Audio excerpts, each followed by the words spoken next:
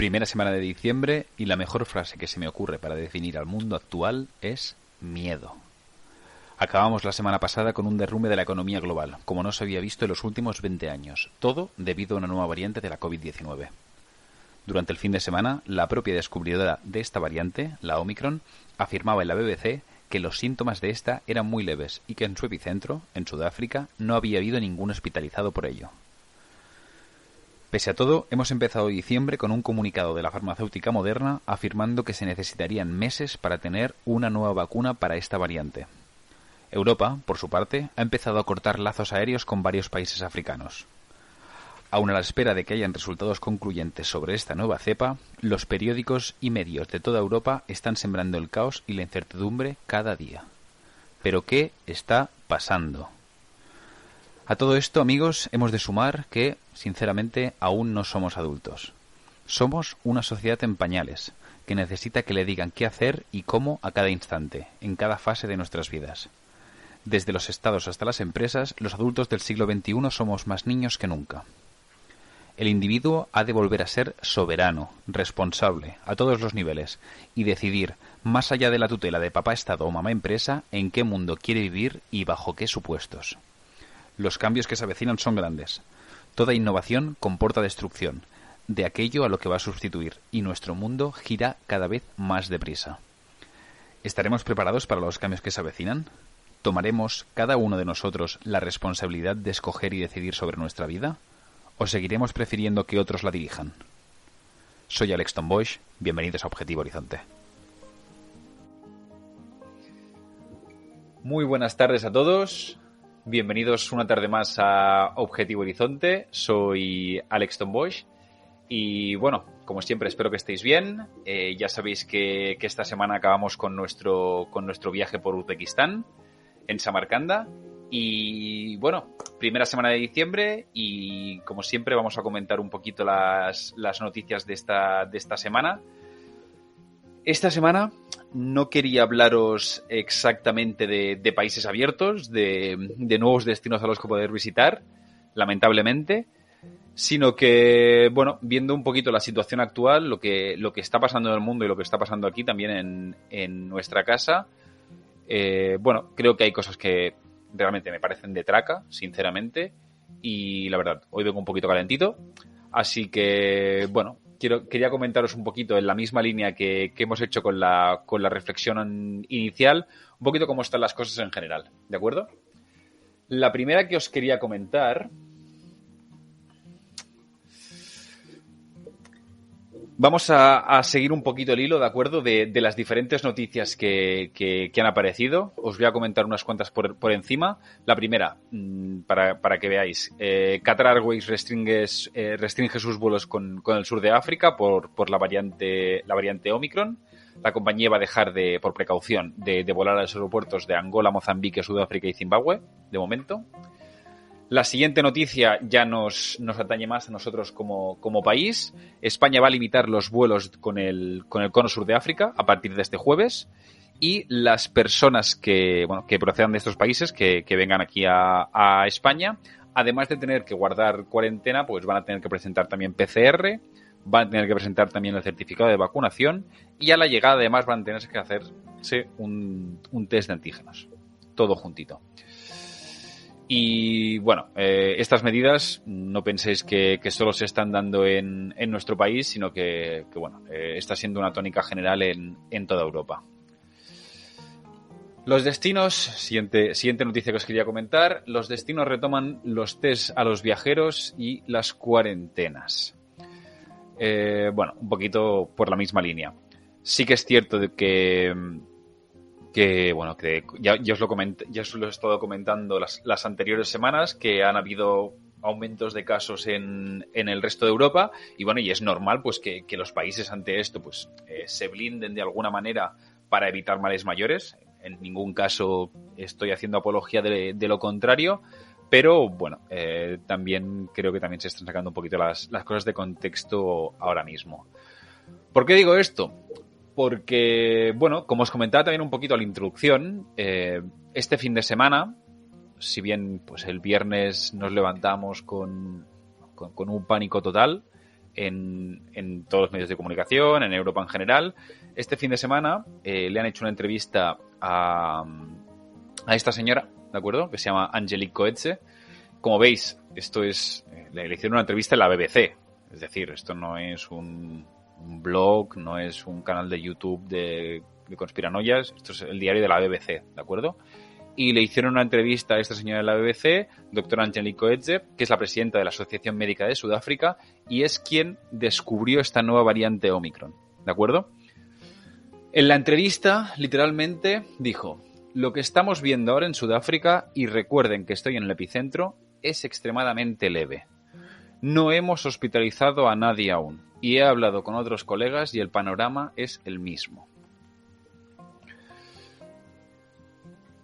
Ante esta situación, es decir, lo comentaba también un poquito al principio, nos levantamos también el lunes con una entrevista, no sé si era una entrevista o simplemente un comunicado del CEO de Moderna, que anunciaba que por parte de su compañía aún tardarían unos meses en tener lista una vacuna contra la nueva variante. Esto, por supuesto, ha vuelto a generar caos y pánico, sobre todo en nuestro querido mundo occidental, pero mi pregunta es ¿por qué?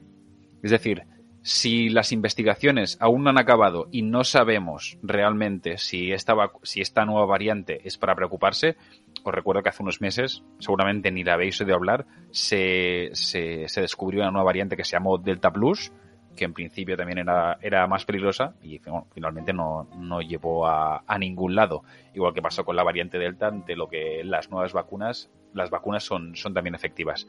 En este caso, de momento, tampoco tenemos ninguna noticia, es decir, la OMS sigue investigando y un poquito la siguiente noticia que os quería comentar va un poquito en la línea, porque, bueno, el titular es: la OMS censura restricciones de viajes con el sur de África y, en palabras literales, son medidas que no se basan en pruebas. Es decir, estamos adoptando una serie de medidas totalmente, a mi parecer, irracionales en relación a la variante Omicron. Entiendo que países como Austria o Alemania, que están teniendo un repunte muy fuerte de los casos, como ya hemos comentado esto hace un par de semanas y la semana anterior también, pues impongan nuevas medidas, nuevas restricciones. Ya os comenté que, bueno, que la COVID parece que en invierno pues nos está afectando más, sobre todo aquí en Europa con el frío. Y bueno, independientemente, no vamos a entrar otra vez a juzgar el tipo de medidas y el tipo de obligaciones que los estados están imponiendo. Sí que es cierto pues que en invierno se está extendiendo más. Pero más allá de eso y de las medidas junto con la vacunación, que por ejemplo en países como España tenemos unos porcentajes muy altos, más allá de eso tenemos que entrar otra vez en una debacle de miedo, de incertidumbre. No sé. Supongo que pensáis que estoy mosqueado, y es que realmente lo estoy porque me dedico al sector del turismo, a organizar viajes. Y sí, en parte tenéis razón. Estoy muy, muy mosqueado por ello, pero si pensáis que solo me afecta a mí y a mi sector, estáis muy equivocados.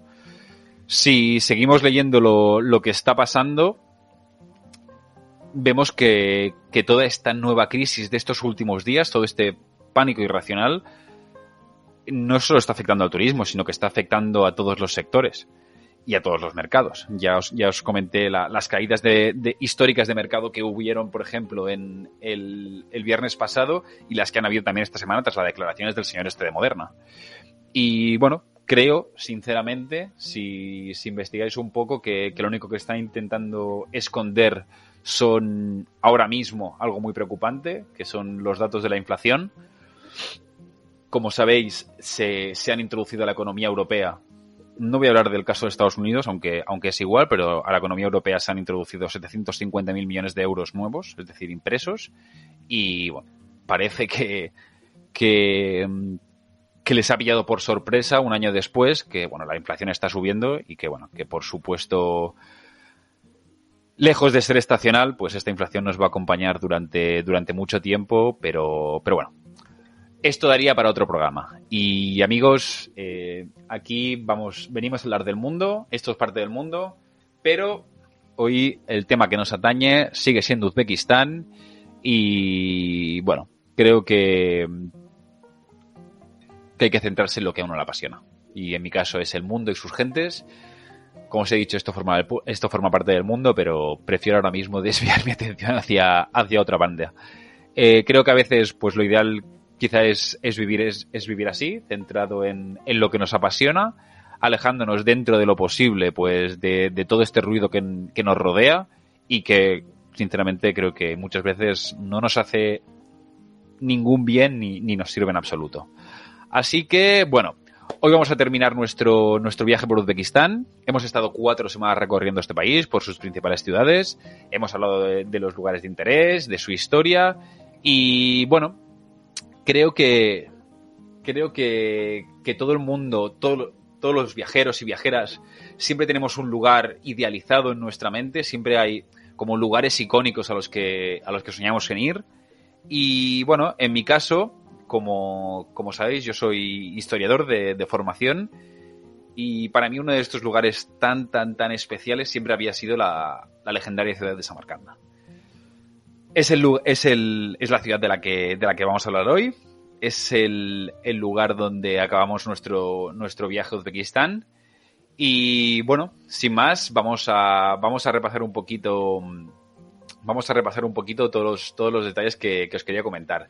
Recordad que, bueno, ya os comenté que en el caso de Samarcanda, a diferencia de otras ciudades como Jiva o Bukhara, pues no se trata de una ciudad que vamos a encontrar un casco histórico muy focalizado, sino que se parece un poquito más en el caso de Tashkent, que vamos a encontrar, pues, bueno, diferentes monumentos y diferentes puntos de interés distribuidos por toda la ciudad, ¿de acuerdo? Entonces, vale la pena dedicar más de un día porque se requiere transporte y se requiere movilidad desde un punto hacia el otro. Y nada más, vamos allá. Como siempre, ya sabéis, vamos a hablar un poquito de la historia de la ciudad, primero de todo. Ya sabéis que es una de mis debilidades. Y lo que siempre os digo, creo que siempre es un punto importante a conocer para ubicarnos en el lugar que estamos conociendo y el lugar que vamos a visitar y comprenderlo un poquito más y no irnos solo de paso. Bueno, Samarcanda es una de las ciudades más antiguas habitadas del mundo. De las primeras anotaciones que tenemos y las primeras referencias datan aproximadamente del siglo VII a.C. Y bueno, como os imagináis, y es algo que hemos ido repitiendo a lo largo de todos estos programas en Samarcanda, se trata de una ciudad que tiene una ubicación privilegiada dentro de la Ruta de la Seda, al igual que el resto del país y del resto de ciudades de las que hemos hablado, y por lo tanto siempre ha tenido pues una importancia capital dentro de toda esta región de Asia Central, ¿de acuerdo? Como os decía, los primeros asentamientos de los que tenemos constancia datan del siglo VII a.C. y estos asentamientos se sitúan donde actualmente encontramos el Museo Afrosiab de la ciudad, que bueno, es el yacimiento primigenio, entre comillas, del que ya hablaremos más adelante. Si avanzamos un poquito en la historia y en la historia de esta increíble ciudad, encontramos ya una increíble frase pronunciada por Alejandro el Grande que ya nos indica pues la magnitud del lugar que estamos visitando. Todo lo que había oído sobre Samarcanda es verdad, excepto que es más hermoso de lo que había imaginado. Tened en cuenta que Alejandro consiguió conquistar Samarcanda no sin esfuerzo en el año 329 antes de Cristo, disculpad.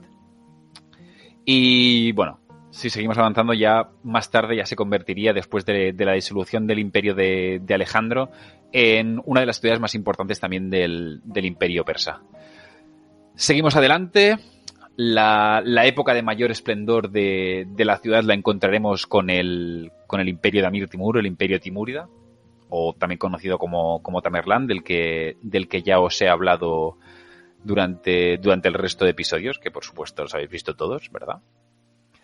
Y bueno, como podéis imaginar, se trata de un imperio gigantesco, llegaba desde la India hasta Turquía, y bueno, pues los intercambios comerciales por su posición fueron muchísimos durante casi 2 milenios, Y bueno, esta era una de las regiones de paso más importantes del mundo.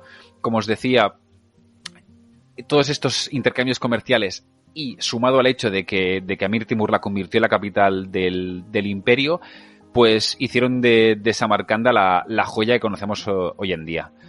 No me voy a extender más en la historia porque bueno, creo que ya hemos hablado suficiente sobre ella en el resto de capítulos, ya que la comparte también con el resto de territorio y ciudades, uzbecos, rusos, guerras, independencia, bueno, ya hemos hablado de ello. Hoy en día Samarcanda es una ciudad cosmopolita, una de las ciudades más cosmopolitas de Uzbekistán, y bueno, a la vez también en su interior no solo vamos a encontrar esta Samarcanda moderna, esta ciudad uzbeca donde vamos a poder tomar el pulso a cómo es la población uzbeca de hoy en día, sino que también vamos a encontrar mucha tradición. ¿Por qué? Bueno, pues porque en su interior, como ya os he comentado antes, encontramos un lugar que es parecido a la ciudad de Tashkent, con muchos lugares distribuidos a lo largo de toda la ciudad, pero que son auténticas joyas y de las que creo que son una parte del patrimonio quizá de la más importante que hay en el mundo. Vamos a empezar un poquito el recorrido y creo que lo ideal es que empecemos por la que es la joya de la corona, el lugar seguramente no solo más icónico de la ciudad, sino también de todo el país, y es la Plaza del Registán. Bueno, la Plaza del Registán, amigos.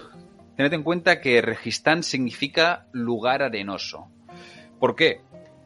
Hay que entender esta plaza no en el contexto actual, ¿de acuerdo? Es decir, no desde el punto de vista de cómo conocemos la ciudad hoy en día, sino cómo era hace pues, quizá 500 o 600 años. Tened en cuenta que la plaza, por supuesto, no estaba asfaltada, ¿de acuerdo? Entonces, teniendo en cuenta la gran cantidad de actividades que se llevaban a cabo aquí, era de esperar que el ir y venir de toda esta gente pues acostumbraba a levantar mucha arena, pues por toda la actividad. Y la visión desde cierta distancia era que una plaza que estaba continuamente pues con arena en suspensión. Y de ahí pues realmente viene el nombre de Registán. Las leyendas cuentan también que entre los siglos XV y XVI la plaza fue un lugar donde también se produjeron numerosas ejecuciones públicas, y para que la sangre derramada pues no se absorbiera mejor, pues decidieron cubrir la plaza con arena para que esto no fuera tan visible. Además era también uno de los lugares centrales en la vida política de la antigua Samarcanda. Y por ello también pues era el lugar donde se anunciaban pues públicamente pues decretos, leyes dictadas, etcétera. Además, no hay que olvidar que el aspecto actual de la plaza es mucho más contemporáneo a los orígenes de la misma, y que pues igual que el uso de la misma a principios del siglo XV, no había ninguna de las características madrazas que la definen en pie. Las tres madrazas fueron construidas en siglos y épocas totalmente diferentes y, bueno, en verdad también por diferentes motivos. Vamos a empezar de principio a fin, ¿de acuerdo? La primera madraza, que es la que encontramos en la parte izquierda de la plaza, si la miramos de frente, es la primera madraza que usted, es la madraza de Ulugh Bek. Ya hablamos de Ulugh Bek en el capítulo anterior, en el episodio de Bukhara. Se trata de uno de los nietos de Amir Timur, de Tamerlán, y bueno, como os expliqué ya en el capítulo anterior, se trata de un gran astrónomo y un gran matemático. Por ello, no es de extrañar que no solo construyera una madraza en Bujará, sino que también encontremos una, y además muy característica, en Samarcanda, concretamente aquí en la plaza del Registán. Fue, como podéis ver, y también de ahí me gusta remarcar la importancia de este personaje, no solo un gran gobernador, sino que también fue quien construyó la primera madraza del que después se convertiría pues en el símbolo del país. La segunda madraza Se trata de la madraza de Sherdor, es la que encontramos a la derecha de la plaza. Esta madraza se finalizó en el año 1636 y, bueno, se encuentra justo delante de la madraza de Ulugh-Beg y trata de ser un reflejo de la misma, aunque con proporciones pues un poquito modificadas. Además, en su fachada podemos encontrar uno de los antiguos símbolos de la ciudad, que es el leopardo. Y detrás, además de una gran esvástica, recuerda que es un símbolo no perteneciente a los nazis, sino que es un símbolo de la cultura indoeuropea, encontramos también en árabe la escritura Dios es grande. Por último, aunque no por ello menos importante, encontramos la madraza de Tillakari. Esta madraza es la que encontramos justo enfrente a la entrada en la plaza. Su construcción se inició en 1646 y su nombre significa acabada en oro. ¿Por qué? Esto hace referencia a todas las decoraciones de las paredes interiores y todas sus pinturas y las capas de oro que hay en la mezquita interior. Se construyó en la zona norte de la plaza del Registán para cerrar la construcción, ¿de acuerdo? Y bueno, tened en cuenta que se construyó además donde antes se encontraba un antiguo caravansar, el caravansar de la plaza. Una de las estructuras, como ya os he contado en múltiples ocasiones, clave para la Ruta de la Seda. Era uno de estos lugares de paso y de descanso para los viajeros que viajaban largas distancias. Pese a todas estas fachadas imponentes que encontramos en la Plaza del Registán, estas grandes madrazas, lo cierto es que el interior de esta está caracterizado por un patio central desde donde se accede y desde donde se accedía a las diferentes celdas y las clases de los estudiantes. Hoy en día se puede entrar en las tres, si no las encontramos en obras. Y, por ejemplo, en la Ulugh-Beg vamos a encontrar pequeñas tiendas de artesanos donde se pueden comprar pues pinturas, objetos artesanales basados en cerámica, etcétera. Pero para mí, sinceramente, la última, la madraza de Tillakari es una de las más impresionantes que ver, no solo por toda su estructura exterior, que, bueno, como os podéis imaginar ya es impresionante, sino también por el interior, porque bueno, tanto los mosaicos como las decoraciones en oro son una auténtica maravilla que vale mucho la pena ver. Seguimos adelante. Nuestra siguiente parada es el Gran Gur Emir, o también conocido como el mausoleo de Emir Timur. Se trata del mausoleo donde descansan los restos de varios miembros de esta dinastía de los timúridas, incluido el gran Amir Timur, ¿de acuerdo? Aquí descansan Amir Timur, sus dos hijos, también sus dos nietos, incluido el gran astrónomo del que ya hemos hablado, Ulugh-Beg. Y, pese a que la construcción inicial no fue concebida como un complejo funerario, porque bueno, estaba compuesta por una madraza, finalmente se convirtió en la tumba de esta dinastía. ¿Por qué? Por la muerte de uno de los hijos de Amir, Muhammad Sultan, ¿de acuerdo? Se trataba de un centro de educación islámica al principio y hoy en día, pues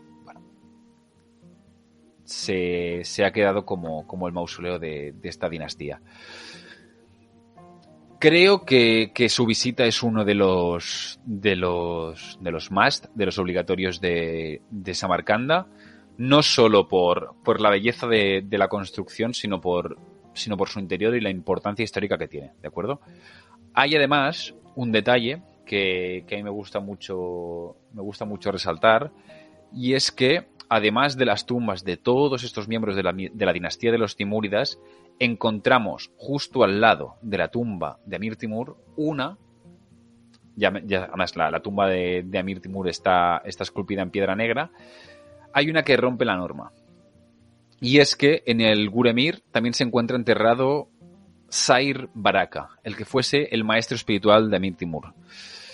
La relación de este personaje con Timur el Grande debió ser de mucha cercanía, ¿de acuerdo? o al menos así lo demuestra el hecho de que el gran conquistador decidiera que fuese enterrado junto a él y junto al resto de su dinastía, ¿de acuerdo? Una persona que no pertenecía al linaje real de la época. Seguimos avanzando. Justo, por supuesto, las decoraciones interiores que vamos a encontrar dentro del mausoleo son también impresionantes y, bueno, se encuentra bastante cercano a la zona donde ubicamos algunos de los principales hoteles y los más usados en Samarcanda, así que, bueno, tanto la Plaza del Registán como el Gure Mir son fáciles de acceder vía pie. Ya os he dicho al principio del podcast que hay mucha distancia entre algunos puntos y otros y que es necesario contar con transporte, pero en este caso tanto el acceso al Registán como al Gure Mir se puede llegar a pie. El siguiente lugar del que os quería hablar es el mausoleo Aksaray.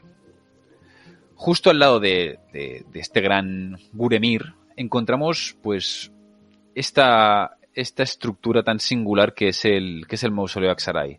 ¿Por qué lo digo? Porque destaca entre las demás construcciones de Samarcanda, no tanto por su belleza exterior, sino por la austeridad de su decoración, si la comparamos con las demás grandes estructuras de la ciudad, ¿de acuerdo? La mayoría de los monumentos y construcciones que podemos visitar en Samarcanda pertenecen a las épocas de gran auge de la ciudad, de las épocas doradas de la ciudad, cuando se disponía de riquezas y artesanos suficientes, muchos de ellos traídos a la fuerza. Y sin embargo, no todos los siglos fueron igual de bollantes, ¿de acuerdo? En la década de 1470, la dinastía timúrida pues, se encontraba ya en plena crisis. Tened en cuenta que el legado de Amir Timur no fue infinito y bueno, había quedado pues bastante menguado por las constantes guerras entre los sucesores y los tesoros que de la ciudad de Samarcanda, tiempo atrás, pues muy, muy rebosantes. Entre estas guerras, pues al final pues no fueron suficientes ni siquiera pues para mantener las grandes construcciones que llevan a cabo sus gobernantes. Fue en esta época, durante el reinado de un tal Ahmed Mirza, cuando se empezó esta peculiar construcción. Se trataba de un segundo mausoleo familiar y, bueno, la causa era muy simple. El Gure Mir estaba lleno, ¿de acuerdo? Una vez muertos las dos dinastías siguientes después de Amir Timur, el Gure Mir no se podía instalar más gente y el sultán decidió construir un mausoleo justo al lado del principal. La estructura al principio fue casi idéntica al de Istad Khana, pero lo que hicieron fue decorar toda la cúpula interior con cundal dorado, que es un tipo de pintura de relieve donde se aplica un pigmento junto a pan de oro excesivamente caro, dándole un efecto tridimensional que es impresionante. Pero, como vemos, el exterior es muy diferente. ¿Por qué? Porque decidieron no decorarlo de ningún tipo.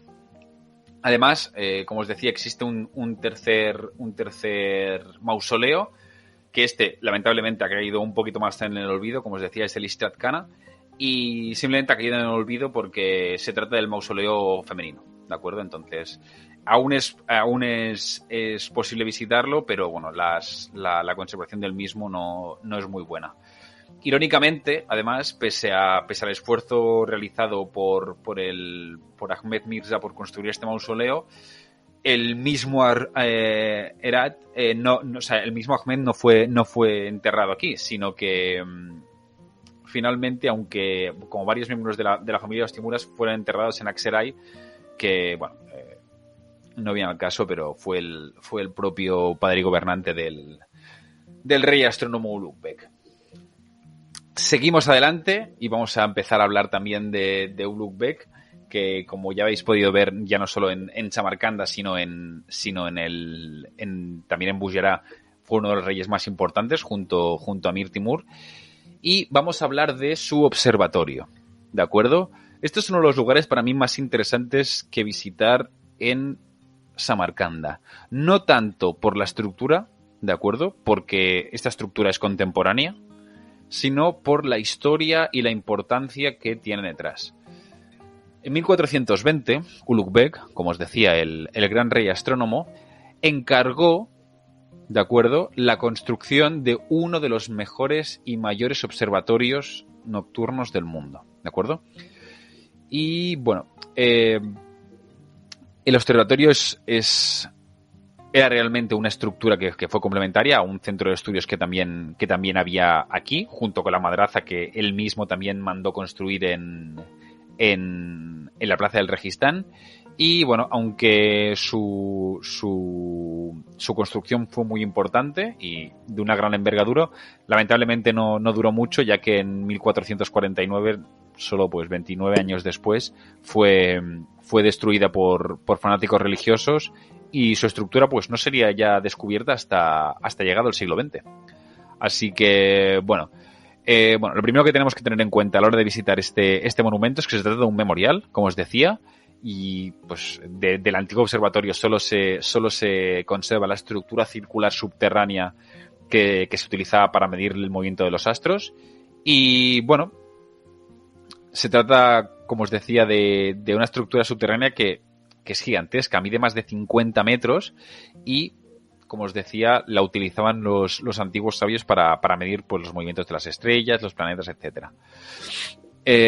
Además, también importante, como os decía, se puede visitar un pequeño memorial, y en este recinto hay un pequeño museo donde también pues, se expone un montón de material astronómico de la época, y así como una de las tablas estelares de Ulugh Bek que creo que también es muy interesante.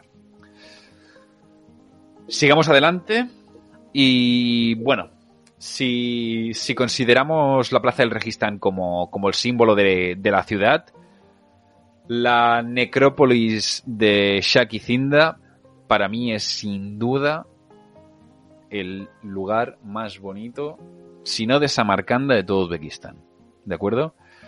Se trata de un complejo único que bueno, está compuesto por diferentes tumbas de entre los siglos XI y XV, todas ellas de la familia Nehar, por supuesto, y de la nobleza uzbeca.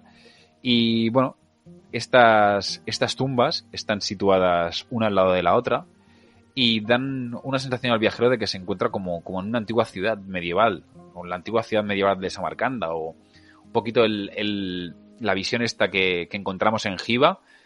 Es una calle, todas estas tumbas componen solo una calle, es muy estrecha, pero realmente la decoración de todos estos mosaicos exteriores es espectacular.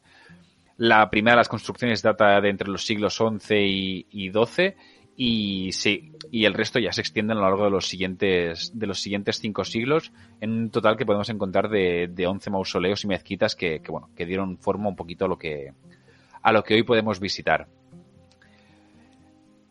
Además de toda esta monumentalidad, también creo que es importante entender que esta construcción se basa un poquito en una leyenda.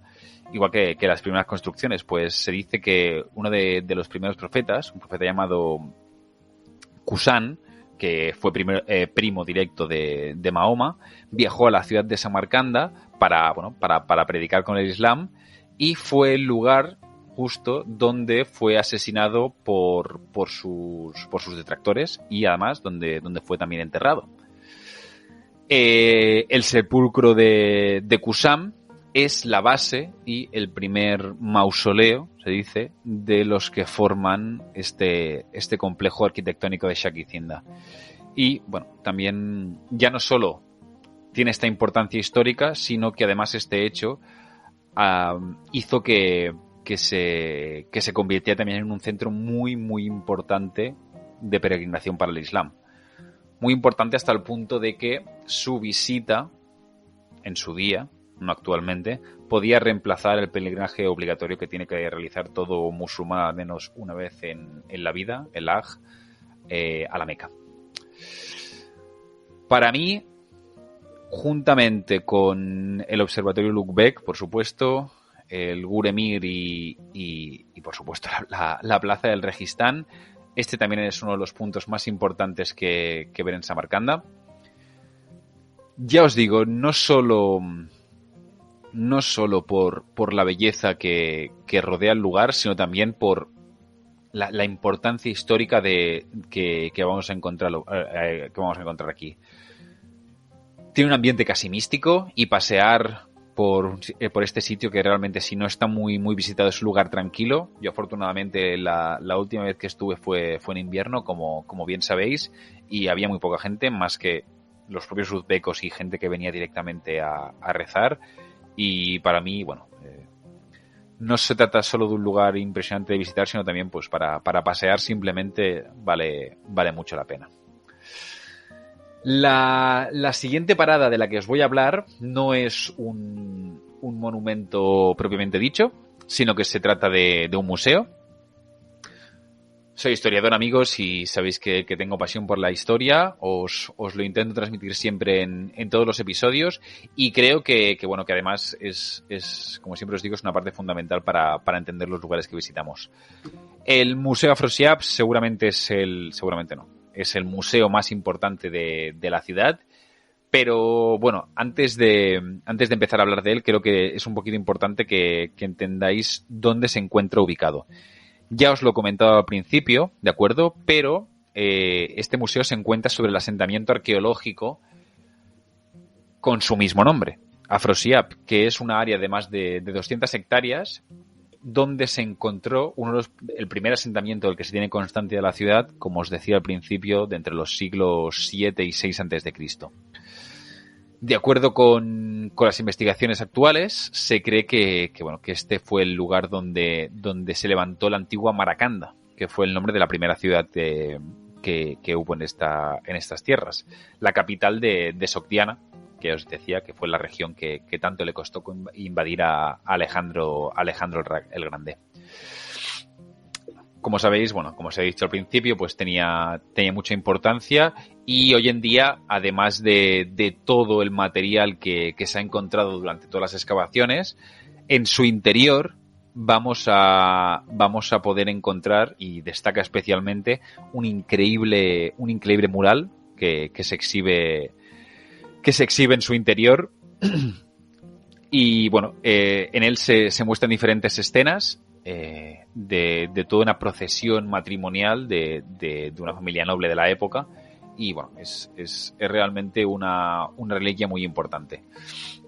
Tened en cuenta que con un poquito la visita a este museo pues nos abre también la historia, las puertas de la historia de esta increíble ciudad a lo largo de los siglos, y creo que es importante para conocer lo que siempre os digo, un poquito el contexto de lo que estamos visitando.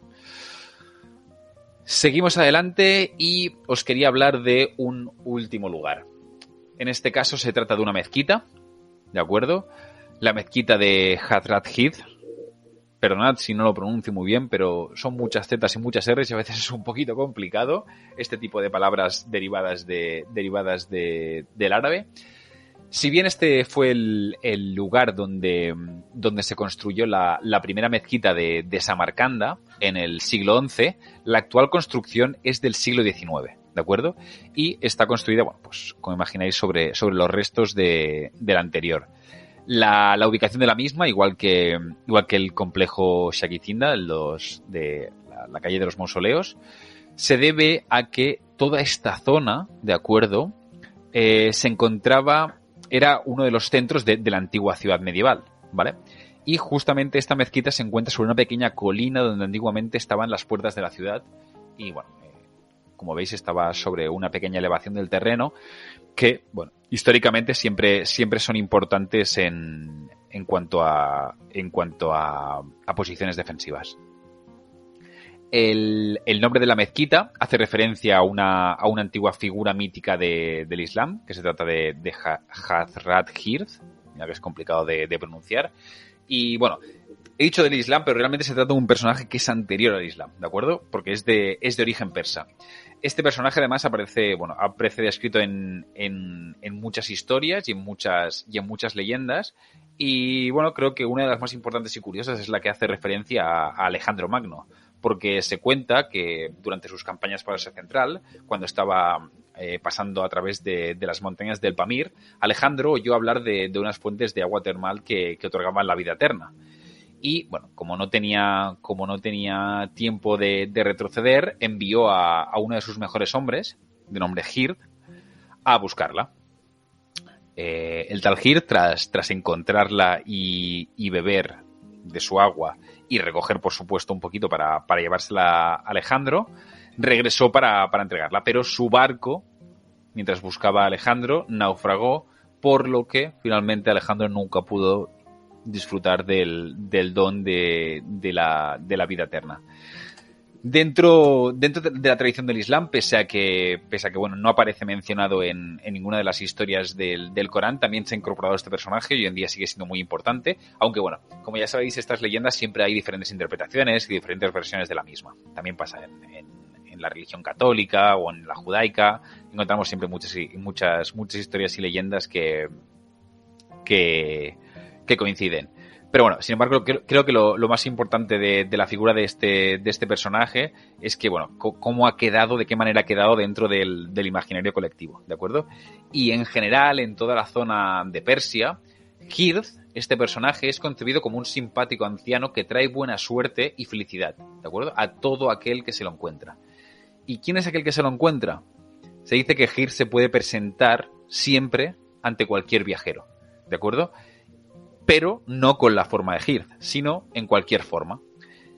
Y que, bueno, que la única pista para identificarlo, esto según la leyenda persa, es que a este Girth hay que mirarle las manos, ya que le falta una de las falanges de uno de sus pulgares. Todos hemos oído hablar de la famosa hospitalidad que hay en Oriente. No es una falacia. En países como Irán, en países como Uzbekistán, realmente notas esta calidez hacia el viajero. No sé exactamente si es porque son países que aún no han estado muy explotados por el turismo y quizá pues tampoco se han pervertido, digamos así, entre comillas, pero la verdad es que la manera en que te tratan sus gentes es espectacular y quizás, pues bueno, estas leyendas o esta en concreto puede ser una de las cosas que han fomentado esta actitud de entre sus pueblos. Bueno, acabando un poquito con esta mezquita, a nivel arquitectónico creo que destaca bastante por el rosado de todos los mosaicos y el blanco que las componen, en contraposición con estas cúpulas azules predominantes en la ciudad. Y además, bueno, al igual que pasa en otras construcciones de Uzbekistán, como hemos visto estas semanas, también dispone de un minarete.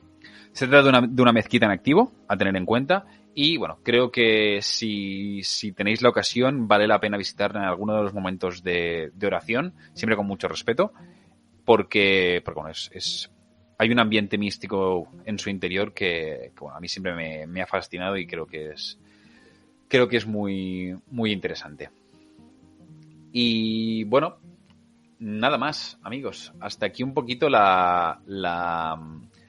el recorrido que os quería hacer por Samarcanda. Y bueno, no solo por Samarcanda, sino también por Uzbekistán. Me preguntaréis, bueno, pero Alex, ¿hay más sitios que ver en Uzbekistán? La respuesta es sí, ¿de acuerdo? Por supuesto. Tenemos una parte más al sur, conocida como Termez, donde se pueden encontrar algunas ruinas budistas, ¿de acuerdo? Pero bueno, es un lugar que tiene más interés arqueológico y os tiene que gustar mucho la historia para que yo personalmente os lo recomiende. Tenemos también una zona más en la zona este del país, tocando frontera con Kirguistán, que es conocida como el Valle del Fergana. Toda esta zona también es muy importante, no solo porque vamos a encontrar una orografía muy diferente de la que hemos visto pues en este viaje por las 4 principales ciudades, sino también porque se trata de uno de los centros de producción de seda más importantes, no solo en la actualidad, que sigue estando, sino también pues a lo largo de la historia y sobre todo durante estos últimos 5 o 6 siglos que como hemos visto, pues Samarcanda tenía mucha importancia. Samarcanda y Uzbekistán tenía mucha importancia a nivel de toda la ruta de la seda. Otro lugar más que se me olvidaba es el Mar de Aral. ¿Por qué normalmente ni lo menciono ni lo recomiendo? Porque cuando se habla de ir a visitar o hacer una extensión al Mar de Aral, ¿vale? Se habla de ir a ver un desastre ecológico, ¿de acuerdo? Lo que pasó allí es una desgracia. A causa de los vertidos, a causa de la de toda la industria que se llevó a cabo en la región, ese mar de Aral finalmente se está desecando, ¿de acuerdo? Entonces creo que queda un 35, un 40% de lo que era en su momento. ¿Qué se visita hoy en día? Cuando volamos desde Tashkent hacia Jiva, se puede hacer una pequeña extensión de lo que se llama de viaje, llegando hasta la ciudad de Nukus, ¿de acuerdo? Nukus era porque ya no lo es, era un antiguo pueblo pesquero, ¿de acuerdo? Hoy en día es un pueblo que está en mitad del desierto, y lo característico, además de poder ver pues el museo de la ciudad, que es muy interesante, es acercarnos un poquito más lejos de esta ciudad de Nukus, a Moyniak, donde se puede ver el famoso cementerio de barcos de Uzbekistán. ¿Por qué no lo recomiendo? Porque el camino hasta allí es largo, ¿de acuerdo? Son muchas horas de todoterreno, y realmente si busquéis alguna foto por internet veréis que una imagen muy espectacular de esos 3-4 barcos que están justo en medio del desierto, pero es que no hay nada más, ¿vale? Son esos 3-4 barcos los que vais a ver en las fotos y no hay absolutamente nada más. Entonces estamos hablando de que tendríais que alargar el viaje al menos 2 días entre la ida y la vuelta, y además sumarle pues las respectivas horas de carretera que hay, que creo que realmente no valen mucho la pena en ese aspecto. Otra de las extensiones que creo que sí que son interesantes es en el trayecto que haremos desde Jiva a Samarcanda. Podemos hacer una pequeña desviación, mejor desde Bukhara, creo, para adentrarnos un poquito en el desierto, y encontramos algunos campamentos de yurtas que ofrecen una experiencia que realmente es interesante. Podemos dormir en medio del desierto, la observación de estrellas es espectacular, y al igual que os digo que creo que esta extensión al mar de Aral no vale la pena, ni a nivel moral ni a nivel práctico para ningún viajero, tampoco creo que tenga mucho interés. En el caso de una noche en uno de los campamentos del desierto, creo que sí que es bastante interesante.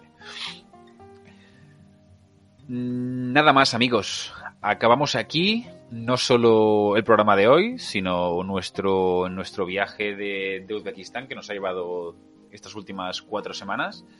Espero que lo hayáis disfrutado mucho. Como sabéis, si os habéis perdido alguno de los capítulos, ya sabéis que están todos resubidos tanto en YouTube en formato vídeo como en podcast, en Spotify, en Apple Podcast, en iVoox.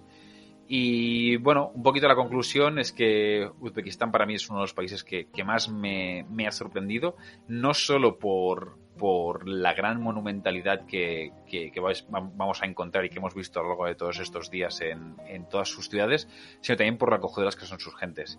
Cuando estábamos hablando de este personaje mítico de Hathradhir, y yo os explicaba un poquito esta hospitalidad tan característica de Asia Central, realmente, de verdad, no estoy exagerando. Se trata de un lugar impresionante, y sus gentes, pese a que muchas veces el idioma para los que venimos de Europa es un poco complicado, porque en las ciudades grandes ya encuentras a más jóvenes que hablan inglés, pero en los pueblos pequeños realmente las lenguas de uso son o bien el uzbeco, el persa, o directamente el ruso, que es la zona de influencia de la región.